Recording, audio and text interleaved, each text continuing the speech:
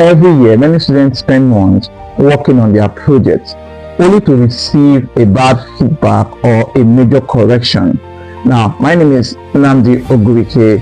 In this video, I will explain common mistakes and how to avoid this mistake. Mistake number one, choosing a topic without researching. Now, some students choose a topic because it sounds interesting, don't consider access to data, they don't check if there is enough literature to write or to work on this project, or some even choose a topic that is too broad. For example, artificial intelligence in Nigeria. That's a broad topic which can be narrowed down to the effect of AI chatbots on customer satisfaction in Nigerian commercial bank. Mistake number two is weak problem statement. Some students don't know the difference between a topic and a problem statement. Now, this is the difference. A topic is simply informing the lecturer what you want to do, while a problem statement identifies what your project tends to solve. For example, you want to write on the effect of AI chatbots in communication in commercial bank. You should be able to tell, your problem statement should be able to tell that there is a problem here. Maybe banks are not effectively using it, or they are not making the best use of it, and you see that, or they are using it in a wrong way. So your project is explaining this problem statement. So that's why you are writing this project. This makes the project have more credibility. So you must understand that the problem statement drives the study. In writing your project, you must use evidence to justify the problem. Mistake number three, objectives and research questions don't match. In writing your project, you must ensure that your objectives match your research question. Now look at this sample I'm showing you. You can see in this write-up the research question and the objectives, they are matched. So what you want to do is that you want to make your research question, you want to turn them, your objectives, you want to turn them into research questions so that they will match. Mistake number four is wrong research methodology. Now, a lot of students don't know the difference between quantitative research methodology, qualitative and mixed method methodology. In choosing the right research methodology, it is based on your research questions. For example, in choosing quantitative is basically where you get data, maybe using your questionnaire, you get numerical data, you use your statistical data to answer the research question. While qualitative, you depend on interviews, written interview or oral interviews, where you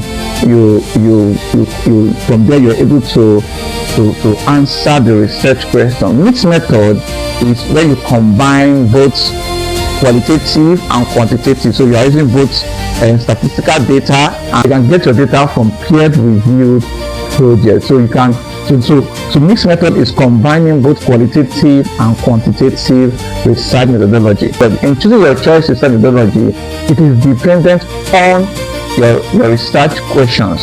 So you must ensure that the method you're using is able to appropriately and comprehensively answer your research questions. Mistake number five is poor referencing.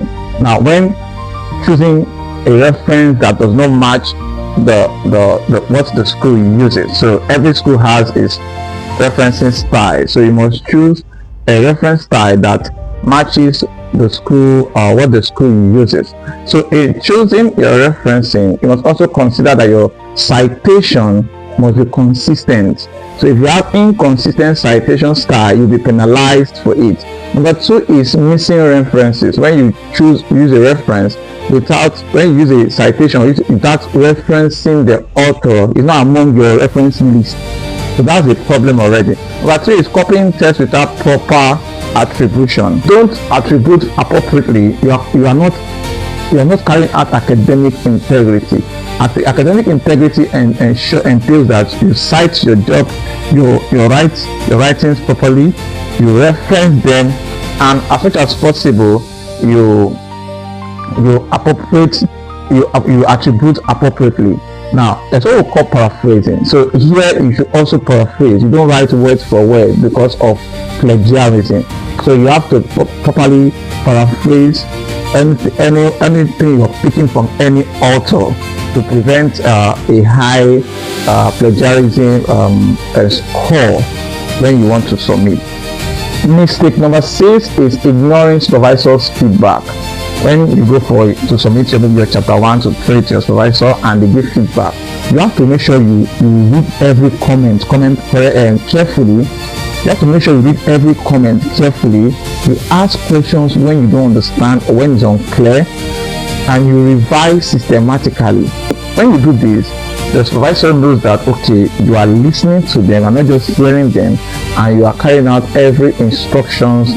Mistake number 7 is starting too late. See, when you're writing your proposal, you have what we call the timeline. So your proposal, you must put a timeline, so you don't start too late, because when you start too late, you start rushing to meet up the deadline, and this, you are prone to a lot of mistakes. So to ensure that you submit early, you must break down your project into timeline. For example, maybe the first 1-2 months, you write your chapter 1, which is your introduction. Maybe the first 2-3 weeks, you write your literature review. Then you go to your next 2 weeks, you write your methodology. And I want to advise, once you have gotten your research questions approved, start collecting your data, because that can also take a lot of time. So once you collect your data, take a month or so to write your methodology and discuss it before going to chapter 5, which is your conclusion and the recommendation and include your references, which is very important. This video has really helped you. I want you to subscribe to this channel, like and click the button. See you in the next video.